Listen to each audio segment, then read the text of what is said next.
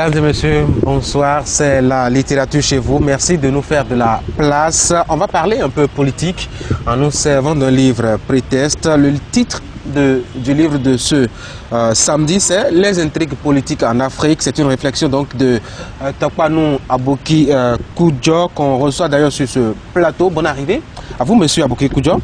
Bonsoir, monsieur Tanguy. Alors, est-ce que ce n'est pas un peu trop prétentieux là de parler des intrigues politiques en Afrique? Le champ, il est un peu vaste, non? Non, le champ n'est pas vaste, puisque la politique en Afrique, elle est la même dans tous les pays africains. Donc, pour l'aborder, on n'a pas besoin d'avoir un large champ, pas du tout. Il suffit de voir comment ça se passe selon les différentes étapes que l'Afrique a connues. Bien sûr, l'Afrique francophone, c'est-à-dire la période coloniale, la période des indépendances, la période des révolutions et la période d'après 90, qui correspond donc à la période du vent de démocratisation donc, dans les pays africains. C'est la même politique. Et comment est-ce que ça a évolué la politique? La politique telle qu'elle a évolué en Afrique, il faut dire que nous avons connu la période d'avant la colonisation. Ensuite, la colonisation est arrivée, donc les colons sont restés dans nos pays africains, ils ont dépouillé l'Afrique. Ensuite, la révolte des peuples après la guerre a permis donc au peuple de se libérer. L'indépendance. L'indépendance. Laquelle indépendance a permis encore aux anciens colons de positionner donc, dans les pays africains leurs valets. Ceux sur qui ils ont la même mise pour continuer à faire le travail de la colonisation, mais maintenant avec des frères africains. Et ce prétexte a été trouvé dans le sens où ils ont positionné des cadres formés donc, à la métropole qui sont restés donc dans ce système de colons. Donc restés donc en métropole, les colons ont continué à dépouiller l'Afrique, à gérer l'Afrique. Ensuite, cette période donc elle est passée dans les pays francophones. Vous allez voir les pays colonisés par la France. Vous allez voir que tout président qui est au pouvoir fait toujours allégeance donc aux autorités françaises. Tous, pas tous, hein? Ceux qui ont tenté de se révolter ont tous été également éliminés. Et c'est la trame principale donc, de cet essai politique. Tout président africain qui s'est opposé donc, à la métropole, regardez la fin. Il est toujours sacrifié. Oui, mais nul n'est éternel. Quand on est, on grandit, on meurt après. On ne va pas dire forcément que c'est la métropole qui a assassiné. Quand par exemple je prends le guide libyen qui a fait 42 ans, vous n'attendez pas qu'il ferme les 100 ans avant de partir du pouvoir. Mais vous avez vu comment le guide libyen a été éliminé. Le guide libyen n'a pas été éliminé par le peuple libyen. Ah oui? Pas du tout. Nous avons vu, la révolte a été suscitée. On a vu des présidents larguer des armes dans le désert. On a vu ça. On a vu l'ONU prendre des résolutions qui n'ont pas été respectées. Vous voulez me dire que c'est le peuple libyen? Non. On a vu Thomas Sankara. Ce sont les Libyens qui ont tiré, qui ont pris des fusils, qui ont tiré. Ce n'est pas les Français, ce n'est pas les Anglais, ce n'est pas les Américains qui ont tiré. Sankara a dit aucune arme n'est fabriquée en Afrique. Les armes nous viennent toujours de l'Occident. Mais pour le guide libyen, nous tous, nous avons ça, ce n'est pas de l'histoire, c'est du vécu. On a vu que des armes ont été larguées dans le désert par des Français, par l'OTAN. On a vu ça. Si le peuple libyen n'avait pas trouvé des armes, il ne peut pas aller se révolter contre le président libyen, contre le guide.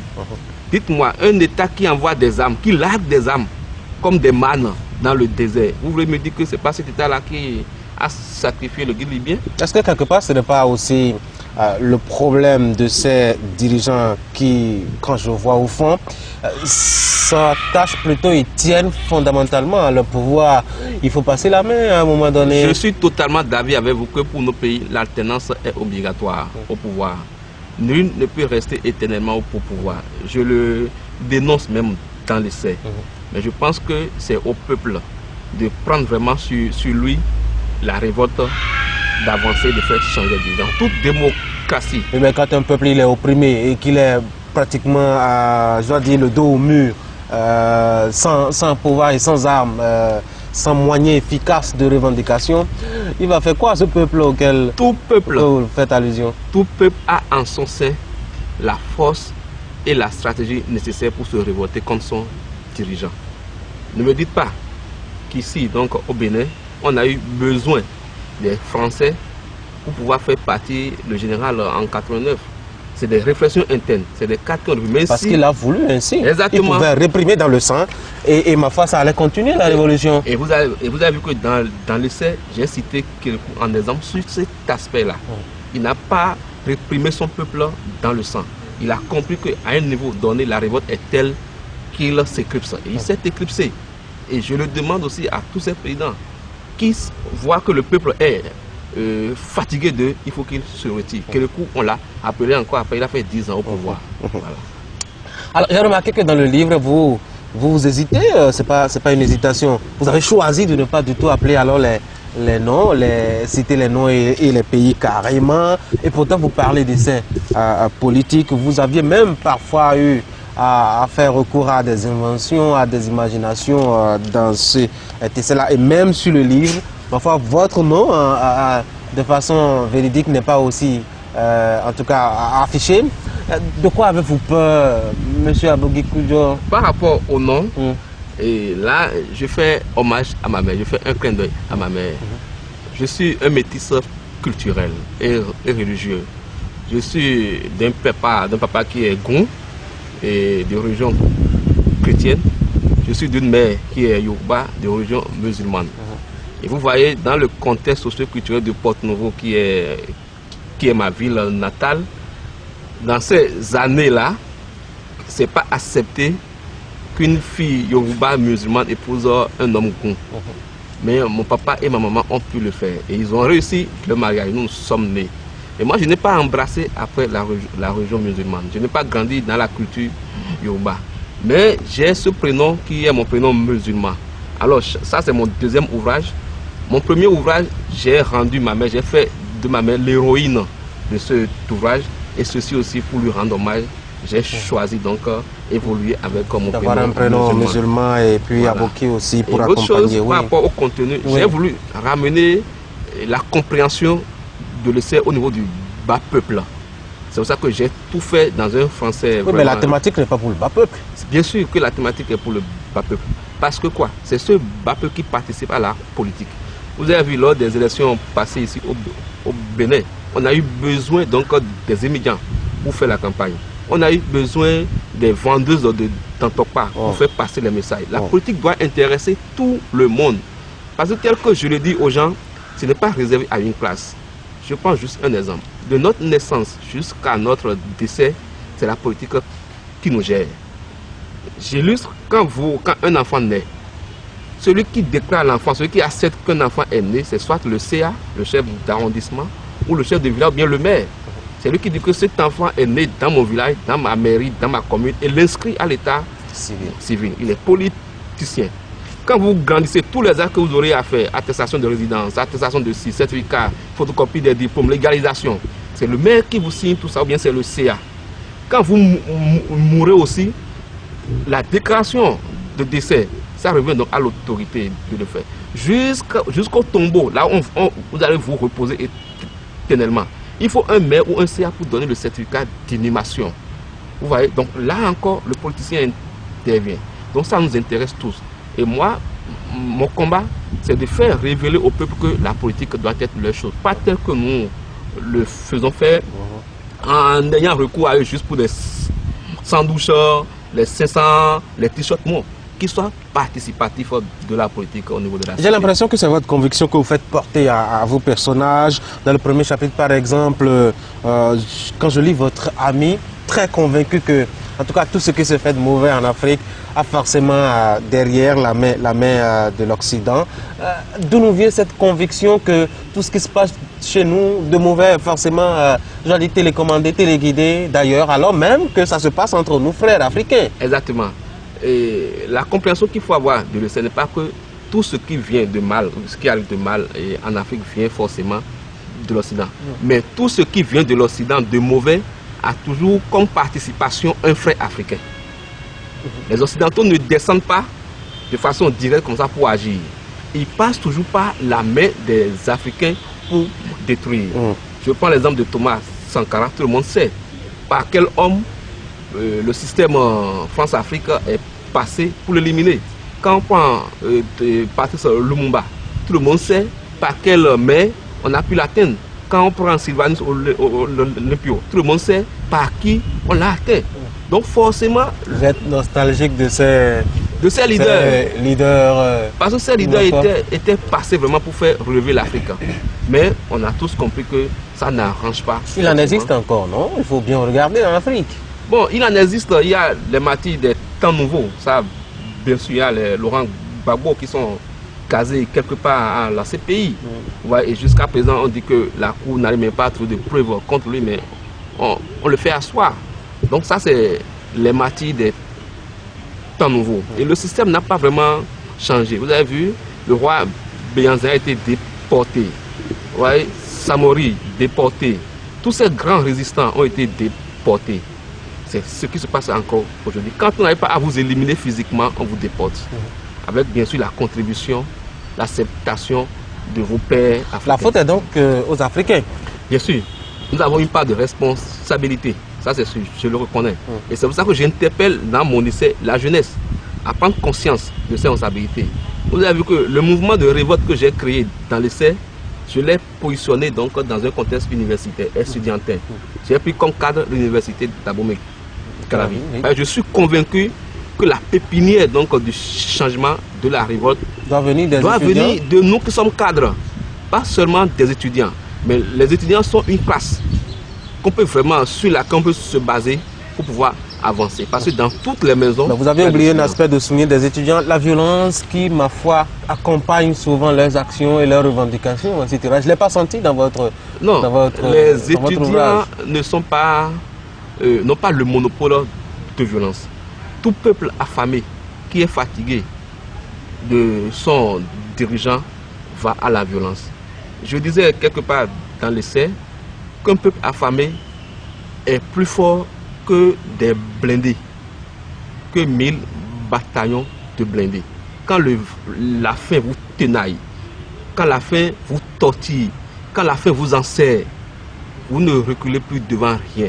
Et ça se voit. Ceux qui meurent en martyrs, ceux qui essaient d'affronter les militaires, c'est parce qu'ils en ont assez. Et ils sont fatigués de dormir le ventre à jeun quand les dirigeants sablent champagne, vin dans des hôtels de luxe. Et éternellement, ils perdent leur temps à discuter. Des gens pensent que fondamentalement, en tout cas, l'Afrique aurait pu bien se porter si elle n'avait pas peut-être des relations encore assez étroites avec, je dois dire, l'Occident. Quelle est votre lecture? Mais le constat est fait. Prenons les pays colonisés par les anglophones, les Anglais, et les pays colonisés par les Français. Oui, mais les anglophones, ils sont aussi de l'Occident. Ils sont de l'Occident, mais ce n'est pas la même réalité. Prenons le Ghana tout près. Le Ghana, je ne sais pas quel est le pays francophone de l'Afrique de l'Ouest qui peut tenir tête au Ghana. Le Nigeria qui est tout près ici de nous, c'est la même chose. La comparaison est faite. Il y a la Côte d'Ivoire qui traîne devant qui trône devant le Ghana, en matière économique et même matière infrastructurelle. Vous voyez l'histoire de la Côte d'Ivoire. Comment ce qui se passe en Côte d'Ivoire. Vous avez vu qu'ils ont mis le feu à la Côte d'Ivoire, non? Chaque pays a son histoire et ses errances aussi. Tout comme le Ghana aussi a connu ces moments d'errance et de difficultés. Je suis totalement d'accord. Oui. Aucun pays ne peut avancer sans difficulté. Oui. Mais je suis convaincu que si nous arrivons à briser, à couper la courroie, le cordon ombilical qui nous retient encore à la métropole, on peut avancer. Je parle des pays. La France n'est pas une malédiction. Mais c'est à nous de leur démontrer que ce n'est pas une malédiction et d'avancer. Savoir que la France n'est pas une malédiction, c'est que nous prenons sur nous la résolution de couper avec la France. Voilà. Et de dire quel est le profit qu'on peut avoir de la France et non rester toujours dans cette position de la France n'a pas de pays amis mais n'a que ses intérêts. Nous, mais il faut qu'on se dise que la France n'est pas forcément notre ami, comme le disait Thomas Sankara. Les peuples doivent être libres dans le choix de leurs amis. Si la France accepte de choisir qui sera son ami, ses relations, ses partenaires, mais qu'on laisse aussi le choix aux pays africains francophones, je veux dire, de choisir également quel sera leur partenaire. Mais ce n'est pas toujours le cas. Quand un pays africain développe une certaine politique étrangère qui ne va pas à l'encontre, qui ne va pas dans les intérêts donc, de la France, mais automatiquement on tape du poing sur la table pour appeler ce président-là à l'ordre. Ouais, donc c'est ce que nous vivons et comme ça on ne peut pas avancer. Il y a aussi que quelqu'un disait que les peuples africains ne savent pas protéger leurs leaders. surtout quand ceux-ci s'engagent dans la voie de les conduire justement à de bons ports, notamment le développement et le bien-être social. Oui. Par exemple, on a vu quand Thomas Sankara il a été assassiné, pas de mouvement de soulèvement ou de contestation en tant que tel. En tout cas, ça a été vite contenu, réprimé. Au Congo, par exemple, belge, même pas peut-être un petit doigt pour se lever. Et même la solidarité à l'échelle, je dois dire, des États, ça n'existe pratiquement plus. Les gens se sont très vite levés pour reconnaître le CNT dès lors que, ma foi, comment il s'appelle, le guide Muammar Kadhafi a été assassiné. Voilà, je voudrais vous dire de ne pas aller vers les Lumumba. Ça ne dit peut-être rien aux jeunes d'aujourd'hui qui n'ont pas lu l'histoire de Lumumba. Même Sankara ici en 87, des gens ne savent peut-être pas très bien l'histoire de Sankara. Restons donc en 2011 avec le Kadhafi. Quel est ce président africain qui a osé dire non? Sauf peut-être ATT du Mali. Mais vous avez vu comment ça s'est passé rapidement. On l'a rangé, on lui a créé ça. Il est parti à 2 mois. Non, mais lui-même, il voulait justement s'éterniser au pouvoir, ce qu'il reprochait à l'autre. Il avait fini il y a ces 2 mandats. Je ne dis pas non. Oui. Mais à 2 mois de son mandat, qu'il y ait une révolte. Des rebelles qui se lèvent dans un pays où la fin du président vient à 2 mois. Ça doit nous interpeller. Mais au fait, c'est la faute aussi également aux dirigeants africains. On n'a pas encore totalement réglé le problème du ventre, du luxe. Ce président africain, ou bien tous les présidents africains, veulent toujours qu'on leur dresse le tapis rouge en France, dans les pays occidentaux. Vous voyez, ils veulent se pavaner, en guillemets. Vous voyez. Donc, quand ils prennent des positions qui vont à l'encontre des intérêts français, rapidement, qu'est-ce qu'on dit? On vous coupe le don au développement, on vous coupe ci, on vous coupe ça. Mais tant que la réserve en CFA de nos pays est logée au trésor français, on ne peut pas s'en sortir. Voilà le problème. Alors justement, vous aviez parlé de CFA, ça me permet justement d'aborder un autre aspect que vous aviez évoqué dans le livre, la dépendance monétaire par exemple. Certains pensent que le CFA est un problème pour nous, enfin pour nos économies en Afrique. C'est votre avis certainement, puisque c'est la position dans le livre. Le franc CFA, il a quand même des bienfaits. Oui, il n'y a rien qui soit sans bienfait, mais il faut mesurer maintenant. Ayant fait un temps avec le franc CFA, je crois que ça fait 50 ans, bientôt 60 ans. Qu'est-ce qu'on a pu tirer vraiment de développement économique? C'est le point là que nous devons faire maintenant. Si on constate que ça nous a avantagé, d'accord, on continue. Oui, mais en quoi est-ce que le franc CFA nous a paralysé? Puisque vous trouvez que c'est mauvais. Mais tel que moi j'ai compris le fonctionnement du franc CFA, j'accepte de me tromper, mais je veux qu'un expert nous l'explique. Tout ce que nous achetons dans les pays francophones, ça tourne. Il y a une plateforme qui tourne au niveau du trésor français. Et c'est la France qui décide de comment ça va se passer. C'est la France qui a décidé par exemple de la dévaluation du franc CFA.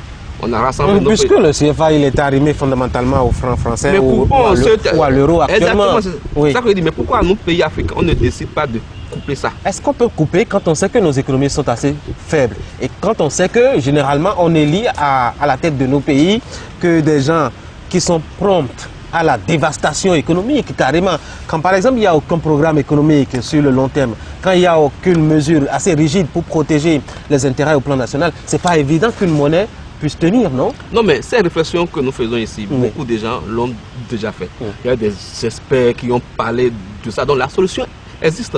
C'est qu'il faut oser aller vers la solution. Mais cette solution va demander des sacrifices. Peut-être qu'on sacrifie toute une génération. Peut-être nous, quoi. On peut nous sacrifier. Vous êtes prêt, vous, pour donner le sacrifice? Moi, je suis prêt. Prêt dans quelle mesure? Si on décide aujourd'hui de couper avec le franc CFA et que des pays... Et qu'on abat votre salaire, par exemple, des 2 tiers, il n'y a pas de problème. À l'interne, dans les pays concernés, on va faire des échanges entre nous.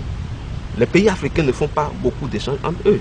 Ils font tous les échanges vers l'extérieur.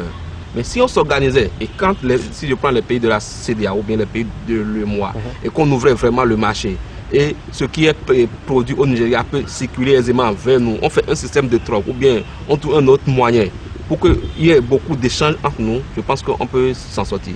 Mais si il doit y avoir des gens qui sont subventionnés par les pays, les fortes puissances, pour que ça n'avance pas, ça n'avancera pas. Moi, j'ai suivi un peu de loin ce débat sur, je ne sais pas comment ils appellent ça. Il y a eu un programme quand même qu'ils ont signé. C'est le pacte, bien quelque chose qu'ils ont signé. Mais il y a certains pays qui ont refusé, tels que le Nigeria et le Ghana. ont refusé de signer. Mais il y a certains pays qui ont accepté aller vers le programme de commerce, quelque chose comme ça, commerce extérieur. Voilà. Mais ça arrange beaucoup plus les Occidentaux, les Européens que nous, les pays africains. Donc nous devons accepter souffrir. Nous devons accepter consommer ce que nous produisons chez nous. Nous devons accepter porter ce que nous produisons chez nous. Si on le fait comme ça, je pense qu'on peut s'en sortir. Mais tout le temps que notre regard sera tourné vers ce qui vient de l'extérieur, on ne va pas s'en sortir. J'ai suivi un commentaire récemment où sur une chaîne on disait que le tissu que portent les Africains est hollandais. Mais c'est vrai. Tant que nos femmes vont toujours admirer le Vlisco Was hollandais, l'artisan de chez moi à Vacola ne va pas produire son convoi. Oui, mais quand le convoi est à 70 000. C'est justement ça. Le convoi est à 70 000. Pourquoi? Parce qu'il n'y a pas une politique commerciale interne qui valorise ce tissu. Et quand tu prends une copine, une femme, et que tu ne lui achètes pas dans sa dot le Vlisco, mais tu n'as rien fait aux yeux de ses parents. Si tu n'amènes rien que des convois, tu es ridiculisé. Tu vois? Donc, il faut que nous consommons ce qui est produit chez nous et on va avancer. Vous dites que l'austérité en Europe est une aubaine pour l'Afrique. Comment ça? Bien sûr. L'austérité en Europe est une aubaine. Pourquoi il y a austérité là-bas? Parce qu'il n'y a pas de travail. Il y a des chômeurs en Occident. Ils ne travaillent pas. Les affaires ne tournent plus. Oui, parce que peut-être nous aussi nous les avons envahis et qu'ils comptabilisent tout cela en mettant le taux de chômage assez haut. Je suis d'accord. Ça veut dire qu'il n'y a pas d'emploi là-bas. Mais chez nous, il y a du travail. Il y a de l'emploi. On n'en trouve pas assez haut. Ah non, il y en a. Il y en a. Il faut déterminer dans quoi il faut investir. Si au Bénin, on développe cette filière de manioc, bien, c'est pas la vallée de Lomé, qu'on dit deuxième vallée, depuis tout le temps et rien n'est fait. Si on développe ça et que les agronomes français, espagnols qui n'ont pas du boulot là-bas viennent ici au lieu de venir en assistant technique ou bien... On prend tous nos sous, non? C'est à nous d'organiser combien dans le pays. Si vous suivez un projet qui vient, créé par, je ne sais pas quel bailleur, le véhicule que vous achetez sur le projet est payé dans le pays qui vous a donné l'argent. On vous envoie des assistants que Thomas Sankara avait appelés assassins techniques. On vous les envoie. Vous payez leur salaire dans leur pays. Vous êtes très admirateur de Thomas Sankara. Hein? C'est mon idole, c'est mon leader. Vous voyez? Donc, tout se fait et l'argent est rapatrié là-bas. Et on prend quelques locaux juste pour tourner la plateforme ici. Vous ouvriez demain. Voilà, exactement. Mais tout repart. Mais si nous-mêmes on développe des projets, on trouve l'argent entre nous là, on développe des projets et que ça porte, les gens vont venir.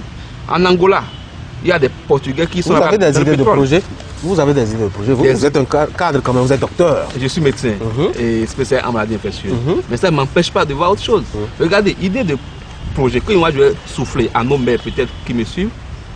J'ai vu faire à Dakar, il y a des hôpitaux municipaux. Il y a des services d'accueil d'urgence municipaux gérés par des municipalités. Nos mairies peuvent les créer. Mais ils me diront qu'il n'y a pas eu de transfert de compétences. Mais tout ce qui glane là, sur les impôts des marchés là, ils peuvent transformer ça pour créer des choses. Prenons la vallée de Lomé. On peut avoir une décentralisation d'exploitation. La mairie de Cotonou peut faire un partenariat avec la mairie de Adjong, bien de Dango, bien de Sedou, exploiter une partie de cette vallée et y faire travailler des Béninois, vendre les produits de ces productions agricoles vers n'importe quel autre pays. Donc des produits, c'est pas ça qui manque. Mais il faut voir comment les rendre faisables. Alors, j'ai constaté que vous-même vous l'aviez fait remarquer d'ailleurs que dans le livre, quand on parle de politique, on l'élève à l'échelle africaine. Je suppose que vous êtes très panafricaniste, d'ailleurs très admirateur de Thomas Sankara, qui dit qu'on devrait rester donc solidaires entre nous pour pouvoir affronter l'avenir ensemble. L'avenir du panafricanisme est-il forcément, je dois dire, la porte ou l'issue inévitable pour le devenir de l'Afrique aujourd'hui? Je ne dirais pas inévitable, mais c'est un des chemins qu'on peut emprunter. Parce que je ne suis pas aussi, si je suis panafricaniste, je ne suis pas aussi extrémiste. Voilà. Mais je me dis c'est une voie qu'on peut explorer pour pouvoir aller de l'avant. On peut se rendre compte dans cette avancée que ce n'était que la seule voie. Mais pour le moment, je ne peux pas dire que c'est la seule voie. On peut avoir d'autres solutions, d'autres solidarités entre pays, comme les organisations CEDEAO, UEMOA et autres là. Mais ces organisations sous-régionales ont fait leur preuve. Ça n'a pas abouti vraiment à l'intégration des peuples. ni intégration économique. C'est-à-dire que ce n'est pas ça qui est la solution. Donc si un panafricanisme basé sur le lien des peuples peut nous envoyer vers le développement de l'Afrique, donc on pourrait l'accepter. Mais alors, en dehors des complicités internes qui favorisent l'assassinat de nos leaders, comment se déclinent les intrigues politiques dans les pays africains? Et il faut voir ce qui s'est passé au Bénin comme illustration. Qu'est-ce qui s'est passé? Il y a eu beaucoup de choses là. Il y a eu beaucoup de choses. Oui. Ouais, les élections présidentielles dernières Oui. qui ont amené le président Talon au pouvoir. Prenons d'abord l'exemple. Talon et Yaïboni en un moment donné. Tout le monde sait que c'est Talon qui a financé le président Boni Yaï. N'est-ce pas? Ensuite, il y a eu bruit. Ça veut dire qu'il y a déjà intrigue. Le président Boni Yaï se retourne contre le président actuel Talon. Et le président actuel a été obligé de s'exiler dans les conditions que nous savons. Et le problème a commencé. Déjà, c'est des intrigues politiques au niveau national. Mais ce n'est pas terminé.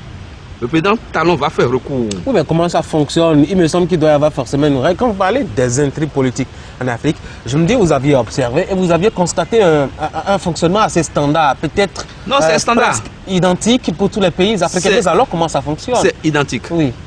Et je prends la sous-région ouest africaine avec la CEDEAO. Nous allons tomber dans un pays à côté, le Togo. Et au décès du président Père Yassingbe Yandema, nous avons vu comment le président Faure a pris le pouvoir, n'est-ce pas? On a vu que la CEDEAO a contesté. C'était le président Oba Sanjo qui était président de la CEDEAO en ce moment. Il a tempêté, c'est pas possible, on ne peut pas accepter. Mais j'ai été surpris de voir 2 semaines après, le président Oba Sanjo tenir encore la main au président Faure pour le faire chef, pour le faire président au Togo. Ça, c'est la sous-région. Qu'est-ce qui s'est passé entre-temps? Mais qu'est-ce qui s'est passé entre-temps? Ce sont les intrigues qui se sont passées justement. Il y a des compromissions, il y a eu des ententes, il y a eu des compréhensions. Oui, mais les compromissions ne sont pas spécifiques, je dois dire, aux dirigeants africains. Partout il y a politique, partout il y a des hommes qui doivent, commercer, il y a forcément des intrigues. Il y a forcément des compromissions. C'est de ces intrigues-là que je parle justement. Allons vers autre chose. Et le changement des constitutions, les révisions des constitutions. Vous avez vu comme le vent de la démocratisation a soufflé sur les pays africains en 90, de nos jours, c'est le vent de la révision de la constitution qui souffre. Les présidents qui sont élus sous une constitution donnée, en fait, la fin du mandat, sont comme bon, je peux encore rester au pouvoir et cherchent à changer cette loi fondamentale avec laquelle ils ont été élus. Ici au Bénin, on a vu depuis le général Kérékou, d'où la naissance de Touche pas ma constitution. Bon, ceux qui ont chanté, milité, marché pour dire touche pas ma constitution, quand ils ont pris le pouvoir, vous avez vu, mademoiselle est venue au gouvernement rapidement. Bon, quelques temps après, donc elle est sortie du gouvernement.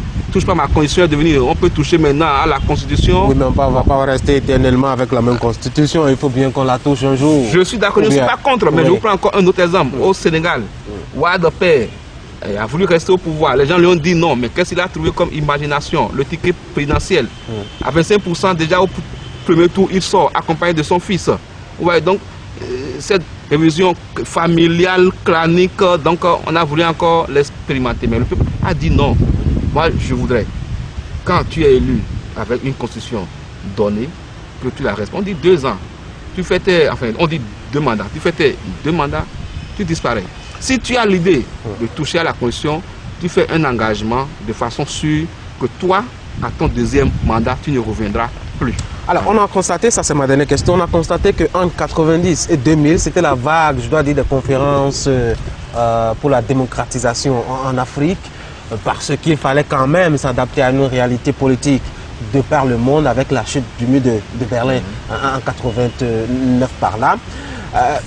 10 ans après, c'est-à-dire que quand les gens ont eu le temps de faire 2 mandats successifs, on a eu la vague des révisions de la Constitution, donc autour de 2010 jusqu'à hauteur de 2015-2016.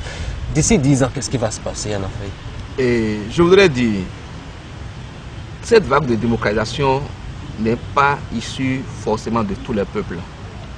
Ouais, ça a été importé par la conférence de Bâle, je crois, avec Mitterrand. Mais tant que le processus de démocratisation n'émane pas du tréfonds de la couche sociale du peuple, toutes les couches socio-professionnelles. Ça explique pourquoi nous on a réussi? Ça explique pourquoi nous on a réussi. Parce que tous les autres pays qui ont fait la confiance, soit ils sont là, on envoie les militaires les embarquer, des gens ont terminé dans la rivière, les gens étaient en prison. Fin de la distraction, disons, disait-il au Togo. Au Togo, voilà, la récréation est terminée. La récréation est terminée. Ouais, Oui. donc il a tout bloqué. Mais ici, le processus est allé jusqu'à terme.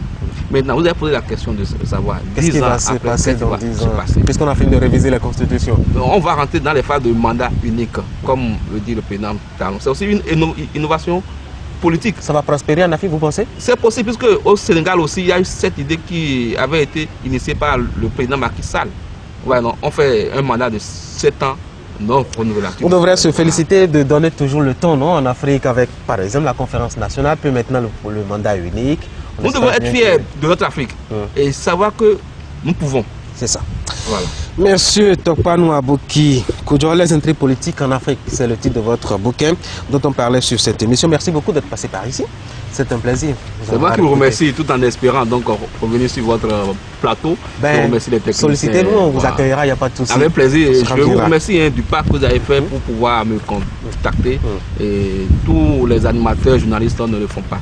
Donc vous avez de l'avenir comme moi aussi. Donc nous allons évoluer ensemble. On va se souhaiter bonne chance. Merci beaucoup. Mesdames et messieurs, c'est la fin de cette émission. Merci beaucoup de nous avoir suivis. Merci à l'honorable Kandaboumé. Merci au directeur général du CNCB pour leur contribution à la tenue donc, de la nuit des Oscars de littérature. Merci aux confrères journalistes aussi qui nous ont aidés dans cette tâche ardue. Merci à l'équipe fidèle de tournage de cette émission, Moufid Sabouham, Enoch Ambalou, Raoufou, Rachidi Soubérou, Serge Bagidi, ceux qui en tout cas m'accompagnent tous les jours et tous les lundi pour l'enregistrement de cette émission. Merci beaucoup encore une fois à cette équipe solide et dynamique.